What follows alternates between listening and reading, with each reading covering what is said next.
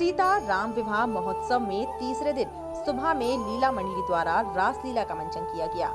संध्या काल में श्री राम कथा का अमृत पान कराते हुए अवध धाम से पधारे श्रीमद वाल्मीकि कथा मर्मज्ञ पूज्य श्री राघवाचार्य महाराज ने श्री राम कथा में बताया, जीव पर जब भगवान की कृपा होती है तो बिना गुरु की कृपा के किसी जीव को भगवान की प्राप्ति नहीं हो सकती। वेदों में भी बताया गया है कि आचार्यों के द्वारा दिए गए मंत्र से प्राणी मात्र को भगवान की प्राप्ति होती है और यही कारण है कि जब गुरु के द्वारा दिए मंत्र को शिष्य के कान में दिया जाता है तो शिष्य का भी परम दायित्व है कि गुरु के वैभव के विषय में सबको बताए और उनके मंत्र के बारे में छिपाए। पुण्य और पाप भी जीवन के बंधन के कारण हैं। इससे मुक्ति का एकमात्र उपाय ईश्वर की भक्ति है। अतः भगवान कहते हैं कि तुम मेरी शरण में आ जाओ, मैं तुम्हें इन सभी दुखों से मुक्त कर दूंगा। वेदों को किसी ने लिखा ही नहीं है, वेदों के दृष्टा होते हैं।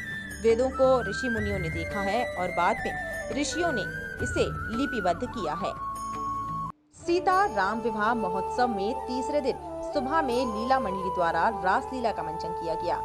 संध्या काल में श्री राम कथा का अमृत पान कराते हुए अवध धाम से पधारे श्रीमद वाल्मीकि कथा मर्मज्ञ पूज्य श्री राघवाचार्य महाराज ने श्री राम कथा में बताया, जीव पर जब भगवान की कृपा होती है तो बिना गुरु की कृपा के किसी जीव को भगवान की प्राप्ति नहीं हो सकती। वेदों में भी बताया गया है कि आचार्यों के द्वारा दिए गए मंत्र से प्राणी मात्र को भगवान की प्राप्ति होती है और यही कारण है कि जब गुरु के द्वारा दिए मंत्र को शिष्य के कान में दिया जाता है तो शिष्य का भी परम दायित्व है कि गुरु के वैभव के विषय में सबको बताए और उनके मंत्र के बारे में छिपाए। पुण्य और पाप भी जीवन के बंधन के कारण हैं। इससे मुक्ति का एकमात्र उपाय ईश्वर की भक्ति है। अतः भगवान कहते हैं कि तुम मेरी शरण में आ जाओ, मैं तुम्हें इन सभी दुखों से मुक्त कर दूंगा। वेदों को किसी ने लिखा ही नहीं है, वेदों के दृष्टा होते हैं। वेदों को ऋषि मुनियों ने देखा है और बाद में ऋषियों ने इसे लिपिबद्ध किया है।